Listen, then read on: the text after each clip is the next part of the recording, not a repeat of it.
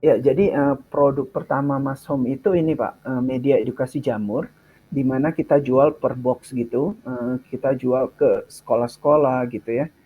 Pak Widya, saya tahu bahwa ada turunan lain ini ya, yaitu yang daging gitu ya. Tapi mungkin kita bahas nanti di sesi berikut ya. Mohon Pak Widya mau meluangkan waktu kembali gitu ya untuk membahas yang Atau khusus untuk sekarang aja nggak apa-apa sih Pak?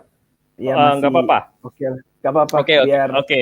nggak ini Wah, ini ya. kita mendapat kesempatan yang luar biasa nih kalau gitu. Oke, nah kalau yang untuk produk-produk daging boleh diceritakan Pak? Ya, tadi yang produk bukan produk daging ya Pak, justru produk Sorry, iya, ya daging vegetarian gitu ya, daging daging nabati vegetarian, gitu. sorry, iya itu maksudnya. Gitu. Jadi kalau istilah kerennya sekarang gitu Pak, plant based meat gitu. Nah, Plant-based meat, oke. ya plant based meat gitu, daging berbasis Daging, nabati.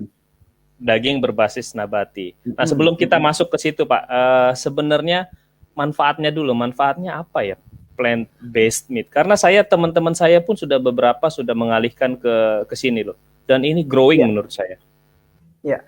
Nah, ini memang menarik ya Pak, beberapa tahun belakangan ini khususnya di dunia barat gitu ya, mereka mengubah pola makan itu menjadi vegetarian atau vegan gitu Pak. Karena ada beberapa alasan. Yang pertama itu Pak, karena alasan kesehatan gitu ya. Seperti yang kita tahu, daging itu kan eh, mengandung kolesterol jelas gitu ya. Kalau konsumsi terlalu banyak, ya efeknya ketika kita udah berumur gitu pasti banyak rentetan penyakitnya, diabetes, apa, eh, kolesterol tadi, kemudian darah tinggi dan sebagainya gitu ya. Nah, ternyata itu kan dari tanaman ini, misal daging berbasis nabati ini, tekstur dan rasanya itu menyerupai daging, tapi kandungan proteinnya tetap tinggi, Pak. Kemudian ada seratnya. Nah, ini yang membedakan gitu. Tanaman itu kan terkenal ya untuk memperlancar pencernaan, kita makanya dianjurkan banyak makan sayur gitu ya, Pak ya. Nah, makanya di sini ketika kita makan rasanya mirip daging, tapi kita banyak dapat benefit lain gitu. Ya, Itu yang pertama. Kedua, juga ternyata kan sebenarnya kalau kita lihat dari rantai makanan, Pak, itu kan daging-daging yang ada sekarang ini dari sapi, eh, daging kambing gitu, daging babi dan sebagainya gitu ya. Nah, itu kan mereka mengkonsumsi sayuran, rumput-rumputan gitu ya. iya, iya, Nah, iya. sebenarnya kan ada konversi dari yang seharusnya dari mereka olah dulu, mereka banyak makan rumput-rumputan itu, gitu yang hijau-hijau, kemudian dikonversi menjadi otot dan daging mereka gitu. Betul. Nah itu sudah ada pengurangan gitu. Nah bagaimana kalau kita langsung ambil dari sumbernya? Ya, Seharusnya kan nggak eh, ya tidak dikurangi gitu ya. nggak terkurangi gitu Pak. Iya. Gitu makanya uh, itu juga prinsip beberapa orang merasa bahwa mending langsung dari source utamanya gitu. Nah, isu yang ketiga yang menarik adalah ternyata karena isu global warming ini, Pak, Ya. pemanasan global yang sudah menjadi ya digaungkan di mana-mana gitu ya. Uh, karena pola hidup kita dari kendaraan bermotor, dari konsumsi kita. Nah, itu uh, berkaitan juga ternyata sama kenapa ini jadi tren gitu ya, Pak. Karena ternyata diketahui untuk menghasilkan 1 kilo daging sapi itu butuh sampai ribuan liter air, Pak. Sementara dunia ini, bumi ini air kan semakin terbatas ya Pak, air Ya, air bersih gitu. bersih terbatas ya. Gitu.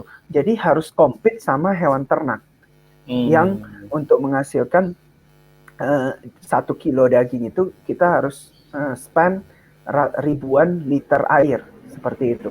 Nah makanya orang selain itu juga ternyata kan hewan ternak itu menghasilkan kotoran yang mengandung gas rumah kaca gitu ya. Gas metan ya. Nah gas metana gitu.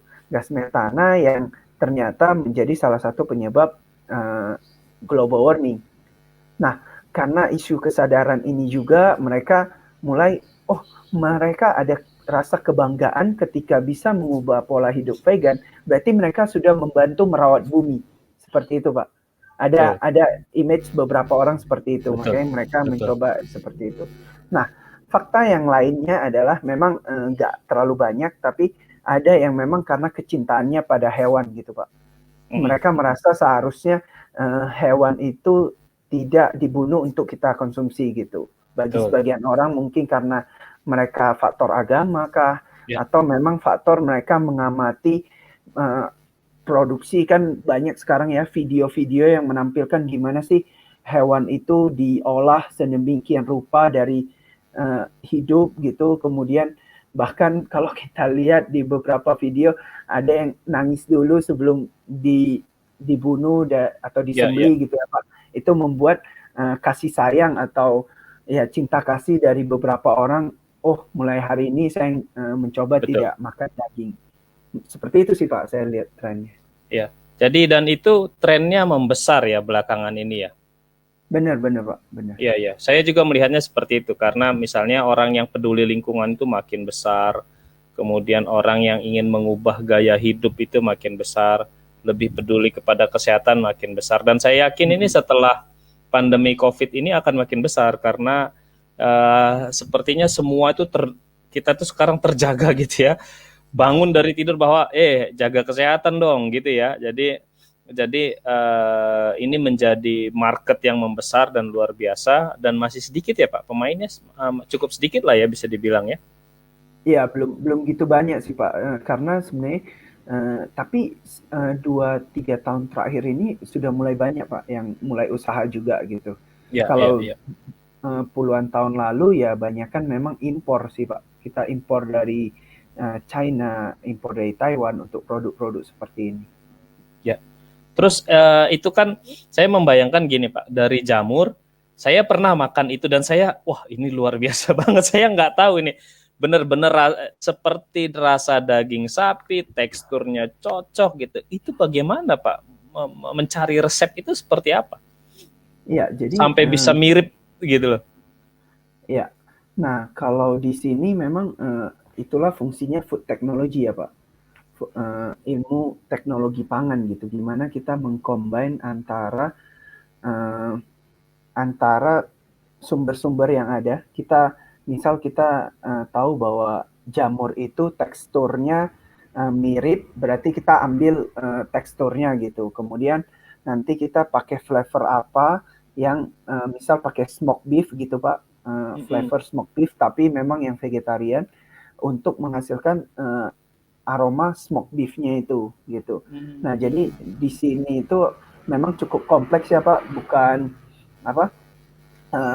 Di sinilah ilmu atau inovasi kita itu diterapkan gitu ya, di mana kita bisa memilih produk-produk yang memang uh, bahan baku maksud saya yang memang sesuai gitu, gimana dia diikatnya, kemudian ketika dikombin dan cara masaknya sehingga dia mirip atau at least menyerupai daging seperti itu.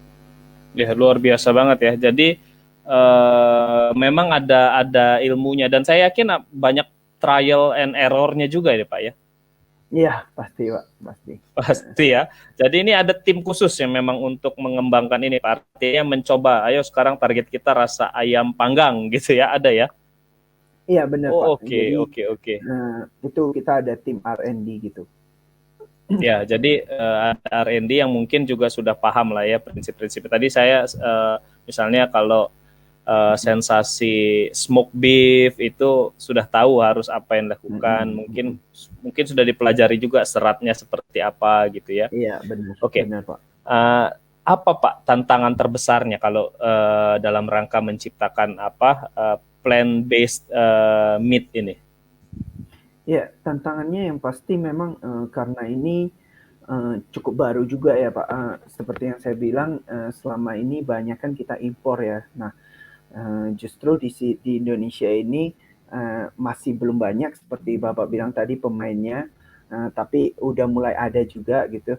Tantangannya pasti gimana mengkombinasikan bahan baku yang udah ada gitu, continuous improvement untuk rasa, untuk tekstur gitu ya, dari produk yang bahkan udah existing gitu. Jadi dan kita juga melihat gimana sih, apa sih tren orang mau konsumsi plant based ini, produk apa lagi gitu. Setelah kita ada nugget, siomay, dendeng, kemudian what's next seperti itu.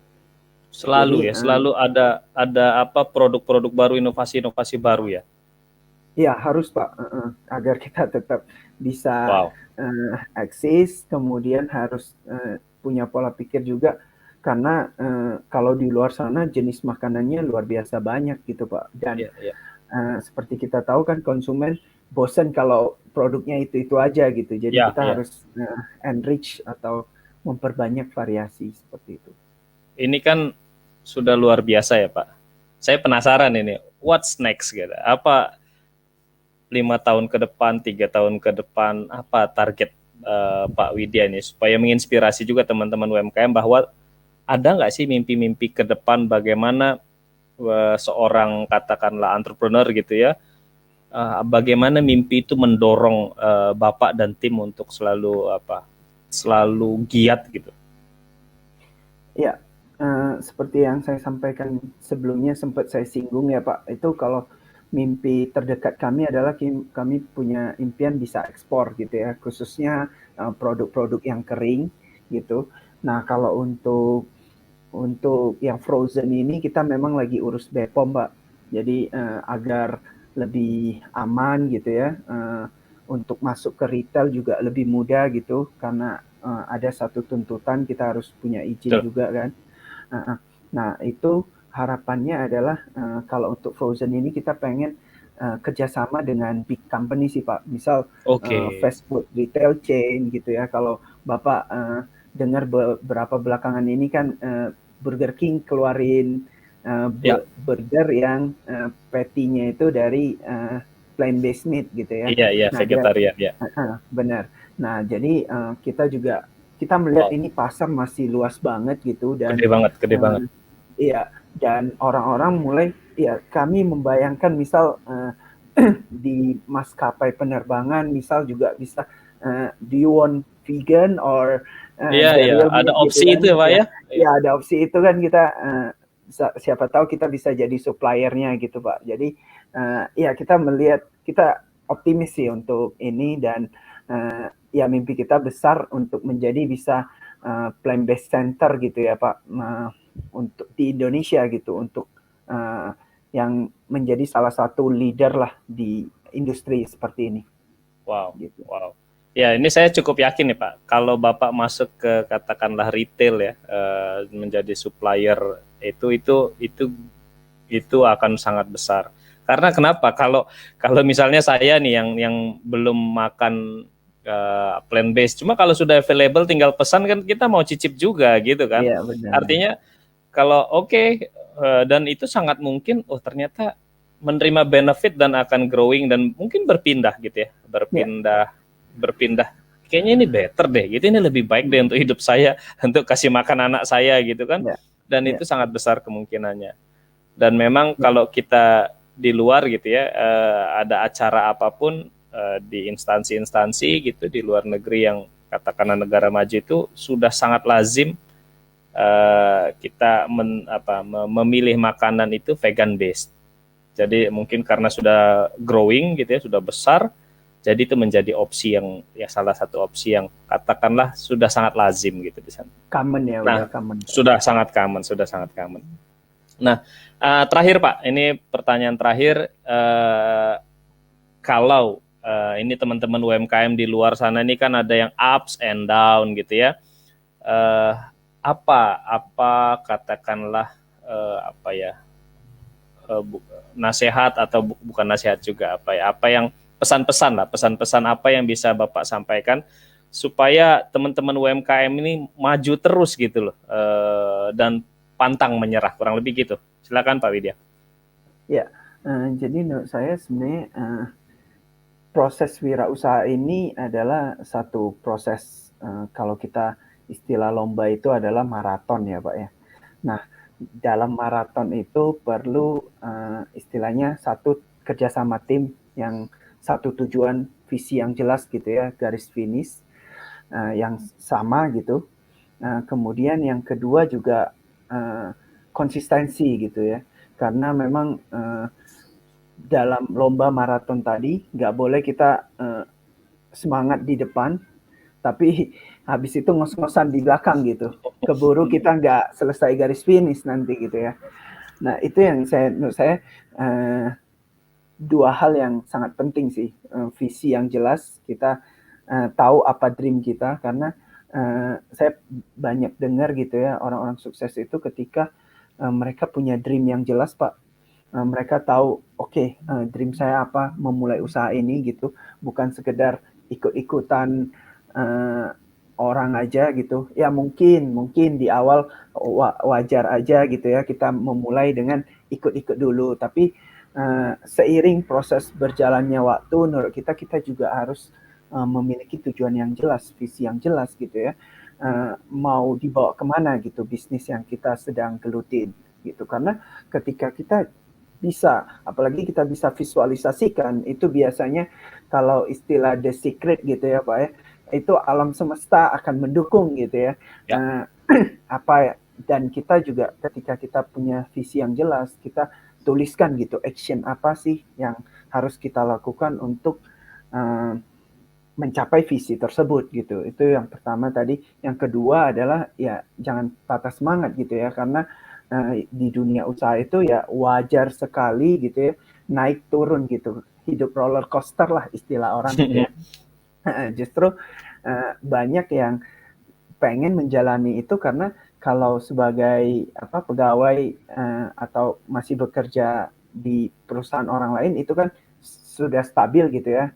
Ada yang bosen gitu-gitu aja. Nah, kalau di sini kita sebagai entrepreneur ya ups and down itu yang menurut saya yang kita harus enjoy gitu ketika di bawah dan gimana kita di atas gitu sih, Pak. Oke, terima kasih. Justru harus enjoy ya dengan ups Iya, and menurut saya down-nya gitu. ya. Ini agak kebalik Benar. ini. Kalau orang tuh seneng stabilnya, ini yang jiwa entrepreneur banget ini. Jadi yang di-enjoy itu ups and down-nya. Mungkin nanti Pak Widya ini kalau sudah kok stabil banget ini ya, dia bingung sendiri nanti. Butuh Ya, challenge baru berarti, Pak, butuh nanti. challenge baru, berkembang lagi ini. Jadi Iya. memang ini entrepreneur sejati itu begitu. Jadi dia butuh tantangan selalu gitu ya. Terima kasih banyak Pak Widya, luar biasa. Kami sangat yakin ini bisa menginspirasi. Ada pengetahuan yang bisa didapat oleh UMKM, termasuk dalamnya pengetahuan teknikal. Jadi izin saya mewakili teman-teman UMKM ya, mengucapkan terima kasih. Semoga bisnisnya Pak Widya selalu berkembang dan goal-goal yang tadi, mimpi tadi semua tercapai. Dan Amin, saya Pak. cukup yakin nanti ini bisa menular ke teman-teman UMKM. Terima kasih Pak Widya. Ya, sama-sama Oke, Pak ya untuk Jonathan. teman-teman UMKM kita sudah mendengarkan apa yang disampaikan oleh Pak Widya. Banyak sekali yang bisa kita dapatkan. Setidaknya saya mencatat banyak hal. Pertama tadi punya dream yang besar, kemudian kerjasama tim, kemudian punya konsistensi, punya standar. Ya, jadi UMKM itu kelemahannya secara jujur saya katakan banyak yang tidak terstandar, gitu ya. Jadi kalau mau menembus pasar yang lebih luas sulit gitu karena tidak terstandar. Kemudian inovasi yang terus menerus. Kemudian punya visi, nggak cukup visi atau dream nggak cukup, dilanjutkan dengan action. Dan ini semua dikemas dalam satu mentalitas yang tahan banting kalau menurut saya, endurance, ada punya daya juang yang luar biasa dan tahan banting tadi. Jadi semoga apa yang disampaikan Pak Widya menjadi inspirasi buat teman-teman UMKM, maju terus, jangan mudah menyerah.